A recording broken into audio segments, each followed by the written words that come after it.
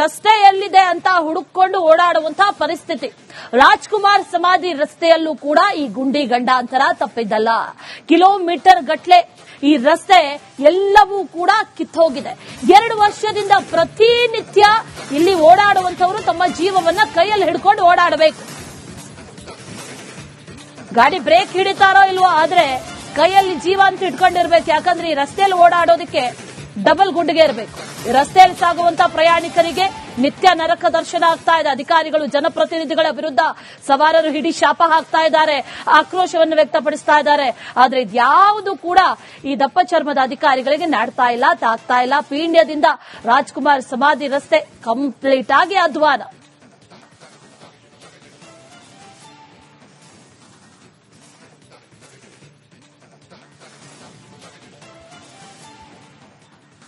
ಇದೇ ವಿಚಾರಕ್ಕೆ ಸಂಬಂಧಪಟ್ಟಂತೆ ಪ್ರತ್ಯಕ್ಷ ವರದಿಯೊಂದನ್ನ ನಮ್ಮ ಪ್ರತಿನಿಧಿ ಧ್ರುವರಾಜ್ ಕೊಟ್ಟಿದ್ದಾರೆ. ಬನ್ನಿ ನೋಡೋಣ. ಬೆಂಗಳೂರಿನಲ್ಲಿ ಗುಂಡಿ ಗಂಡಾಂತರ ಮಾತ್ರ ತಪ್ತಾ ಇಲ್ಲ.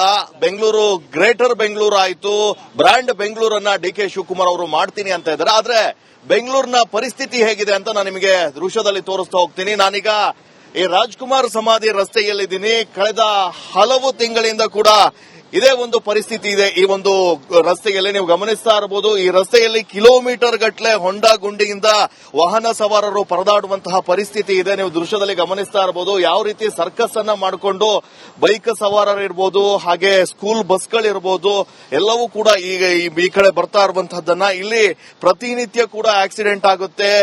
ಸುಮಾರು ಅರ್ಧ ಅಡಿ 1 ಅಡಿಯಷ್ಟು ಗುಂಡಿ, ಆಗ ಏನು ಇದು ಮೀಟರ್ ಗಟ್ಟಲೆ ಗುಂಡಿ ಇದೆ, ಕಿಲೋಮೀಟರ್ ಗಟ್ಟಲೆ ಗುಂಡಿ ಇದ್ರೂ ಕೂಡ ಇಲ್ಲಿನ ಅಧಿಕಾರಿಗಳು ಯಾರು ಕೇರೆ ಮಾಡ್ತಾ ಇಲ್ಲ. ನೀವು ಹೋಗ್ತಾ ಇರುವಂತಹ ಪ್ರತಿ ಜನರು ಕೂಡ ಈ ಒಂದು ಅಧಿಕಾರಿಗಳಿಗೆ, ಸರ್ಕಾರಕ್ಕೆ ಬೈಕೊಂಡೇ ಓಡಾಡುವಂತಹ ಪರಿಸ್ಥಿತಿ.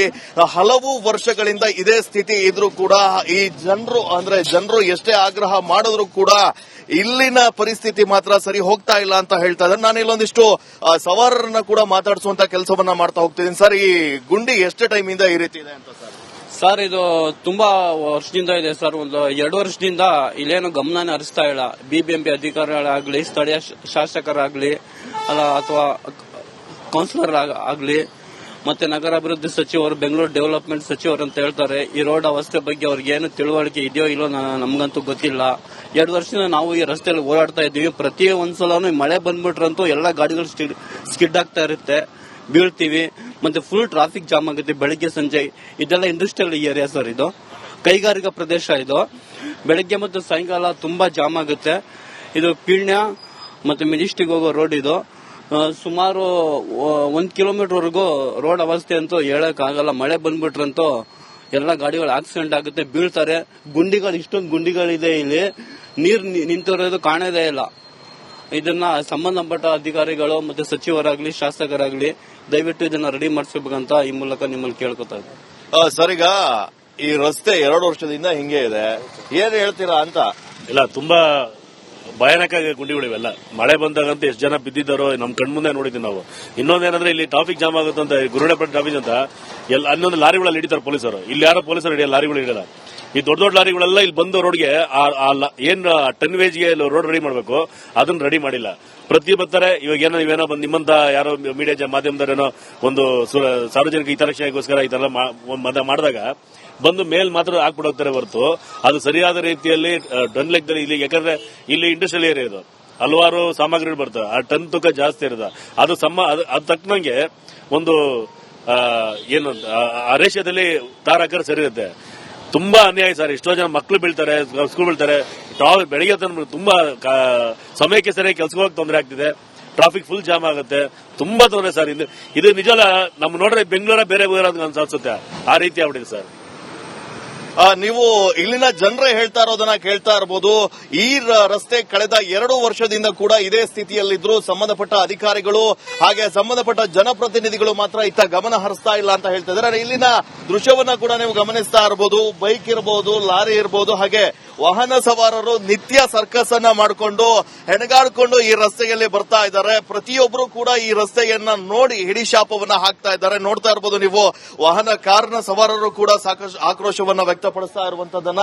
ಈ ಒಂದು ರಸ್ತೆಯಲ್ಲಿ ನಿತ್ಯ ಸಾವಿರಾರು ಗಾಡಿಗಳು ಓಡಾಡ್ತವೆ, ಸ್ಕೂಲ್ ಬಸ್ಗಳಿರ್ಬೋದು, ಹಾಗೆ ಜನರು ಕೆಲಸಕ್ಕೆ ಕೂಡ ಹೋಗ್ತಾ ಇರ್ತಾರೆ. ಆದ್ರೆ ಈ ಸುಮಾರು ಏನು ಸುಮ್ನಹಳ್ಳಿ ಕಡೆಯಿಂದ ಬರುವಂತಹ ವಾಹನ ಇರ್ಬೋದು, ಇನ್ನು ಈ ರಾಜ್ಕುಮಾರ್ ಸಮಾಧಿ ಸರ್ಕಲ್ ವರೆಗೂ ಕೂಡ ಕಿಲೋಮೀಟರ್ ಗಟ್ಟಲೆ ರಸ್ತೆಯ ಸ್ಥಿತಿ ಅದೇ ರೀತಿ ಇದ್ರೂ ಕೂಡ ಇಲ್ಲಿ ಓಡಾಡುವಂತಹ ಜನಪ್ರತಿನಿಧಿಗಳು, ಅಧಿಕಾರಿಗಳು ಇದನ್ನ ಸರಿ ಮಾಡುವಂತಹ ಕೆಲಸವನ್ನ ಮಾಡ್ತಾ ಇಲ್ಲ. ಈ ಒಂದು ರಸ್ತೆ ಗುಂಡಿಯಿಂದಾನೇ ಸಾಕಷ್ಟು ಜನ ಆಸ್ಪತ್ರೆಯನ್ನ ಸೇರಿದ್ರು ಕೂಡ ಅಧಿಕಾರಿಗಳು ಎಚ್ಚೆತ್ತುಕೊಳ್ಳುವಂತಹ ಕೆಲಸವನ್ನ ಮಾಡ್ತಾ ಇಲ್ಲ ಅನ್ನುವಂಥದ್ದು. ಬೆಂಗಳೂರಿನಲ್ಲಿ ರಸ್ತೆ ಎಲ್ಲಿದೆ ಅಂತ ಹುಡುಕೊಂಡು ಓಡಾಡುವಂತಹ ಪರಿಸ್ಥಿತಿ. ರಾಜ್ಕುಮಾರ್ ಸಮಾಧಿ ರಸ್ತೆಯಲ್ಲೂ ಕೂಡ ಈ ಗುಂಡಿ ಗಂಡಾಂತರ ತಪ್ಪಿದ್ದಲ್ಲ. ಕಿಲೋಮೀಟರ್ ಗಟ್ಲೆ ಈ ರಸ್ತೆ ಎಲ್ಲವೂ ಕೂಡ ಕಿತ್ತೋಗಿದೆ. 2 ವರ್ಷದಿಂದ ಪ್ರತಿನಿತ್ಯ ಇಲ್ಲಿ ಓಡಾಡುವಂತವರು ತಮ್ಮ ಜೀವವನ್ನ ಕೈಯಲ್ಲಿ ಹಿಡ್ಕೊಂಡು ಓಡಾಡಬೇಕು. ಗಾಡಿ ಬ್ರೇಕ್ ಹಿಡಿತಾರೋ ಇಲ್ವೋ, ಆದ್ರೆ ಕೈಯಲ್ಲಿ ಜೀವ ಅಂತ ಇಟ್ಕೊಂಡಿರ್ಬೇಕು. ಯಾಕಂದ್ರೆ ಈ ರಸ್ತೆಯಲ್ಲಿ ಓಡಾಡೋದಕ್ಕೆ ಡಬಲ್ ಗುಂಡಿಗೆ ಇರಬೇಕು. ರಸ್ತೆಯಲ್ಲಿ ಸಾಗುವಂತ ಪ್ರಯಾಣಿಕರಿಗೆ ನಿತ್ಯ ನರಕ ದರ್ಶನ ಆಗ್ತಾ ಇದೆ. ಅಧಿಕಾರಿಗಳು ಜನಪ್ರತಿನಿಧಿಗಳ ವಿರುದ್ಧ ಸವಾರರು ಹಿಡಿ ಶಾಪ ಹಾಕ್ತಾ ಇದ್ದಾರೆ, ಆಕ್ರೋಶವನ್ನು ವ್ಯಕ್ತಪಡಿಸ್ತಾ ಇದ್ದಾರೆ. ಆದ್ರೆ ಇದ್ಯಾವುದು ಕೂಡ ಈ ದಪ್ಪ ಚರ್ಮದ ಅಧಿಕಾರಿಗಳಿಗೆ ನಾಡ್ತಾ ಇಲ್ಲ, ತಾಗ್ತಾ ಇಲ್ಲ. ಪೀಣ್ಯದಿಂದ ರಾಜ್ಕುಮಾರ್ ಸಮಾಧಿ ರಸ್ತೆ ಕಂಪ್ಲೀಟ್ ಆಗಿ ಅಧ್ವಾನ.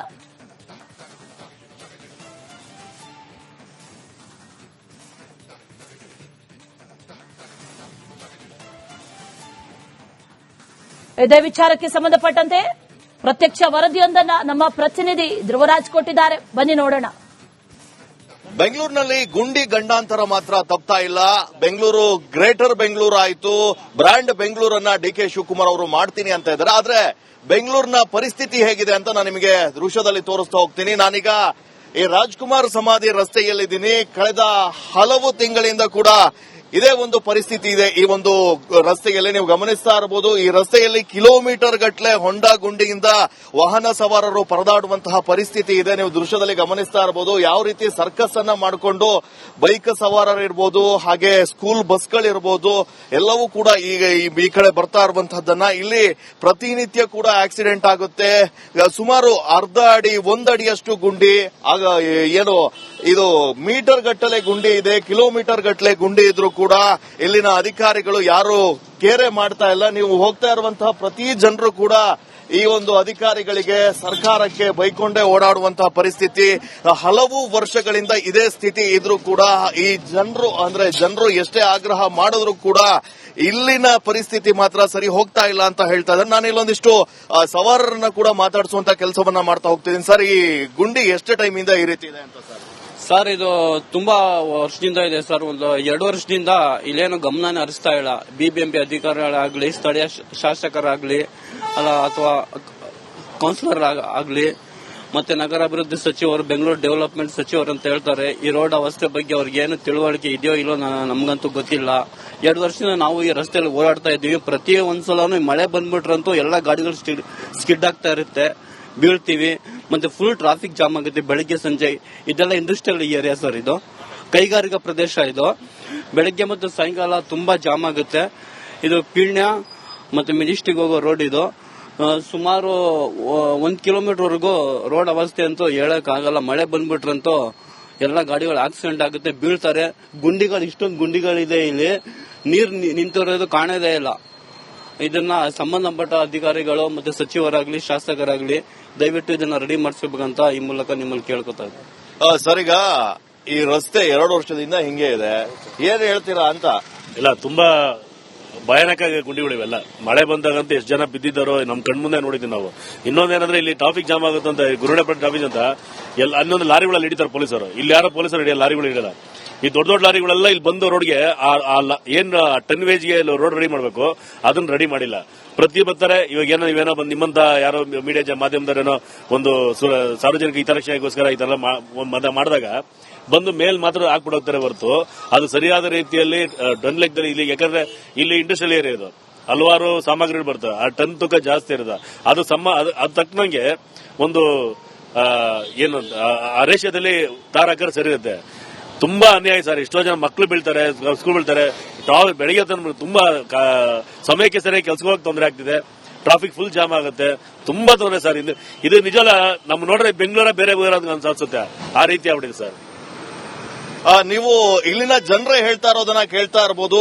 ಈ ರಸ್ತೆ ಕಳೆದ 2 ವರ್ಷದಿಂದ ಕೂಡ ಇದೇ ಸ್ಥಿತಿಯಲ್ಲಿದ್ರು. ಸಂಬಂಧಪಟ್ಟ ಅಧಿಕಾರಿಗಳು ಹಾಗೆ ಸಂಬಂಧಪಟ್ಟ ಜನಪ್ರತಿನಿಧಿಗಳು ಮಾತ್ರ ಇತ್ತ ಗಮನ ಹರಿಸ್ತಾ ಇಲ್ಲ ಅಂತ ಹೇಳ್ತಾ ಇದ್ದಾರೆ. ಇಲ್ಲಿನ ದೃಶ್ಯವನ್ನ ಕೂಡ ನೀವು ಗಮನಿಸ್ತಾ ಇರಬಹುದು. ಬೈಕ್ ಇರಬಹುದು, ಲಾರಿ ಇರಬಹುದು, ಹಾಗೆ ವಾಹನ ಸವಾರರು ನಿತ್ಯ ಸರ್ಕಸ್ ಅನ್ನ ಮಾಡಿಕೊಂಡು ಹೆಣಗಾಡ್ಕೊಂಡು ಈ ರಸ್ತೆಯಲ್ಲಿ ಬರ್ತಾ ಇದ್ದಾರೆ. ಪ್ರತಿಯೊಬ್ಬರು ಕೂಡ ಈ ರಸ್ತೆಯನ್ನ ನೋಡಿ ಹಿಡಿಶಾಪವನ್ನ ಹಾಕ್ತಾ ಇದ್ದಾರೆ. ನೋಡ್ತಾ ಇರಬಹುದು ನೀವು, ವಾಹನ ಕಾರ್ನ ಸವಾರರು ಕೂಡ ಸಾಕಷ್ಟು ಆಕ್ರೋಶವನ್ನ ವ್ಯಕ್ತಪಡಿಸ್ತಾ ಇರುವಂತದನ್ನ.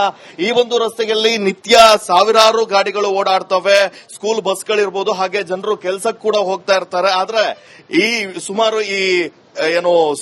ಸುಮ್ನಹಳ್ಳಿ ಕಡೆಯಿಂದ ಬರುವಂತಹ ವಾಹನ ಇರಬಹುದು, ಇನ್ನು ಈ ರಾಜ್ಕುಮಾರ್ ಸಮಾಧಿ ಸರ್ಕಲ್ ವರೆಗೂ ಕೂಡ ಕಿಲೋಮೀಟರ್ ಗಟ್ಟಲೆ ರಸ್ತೆಯ ಸ್ಥಿತಿ ಅದೇ ರೀತಿ ಇದ್ರೂ ಕೂಡ ಇಲ್ಲಿ ಓಡಾಡುವಂತಹ ಜನಪ್ರತಿನಿಧಿಗಳು, ಅಧಿಕಾರಿಗಳು ಇದನ್ನ ಸರಿ ಮಾಡುವಂತಹ ಕೆಲಸವನ್ನ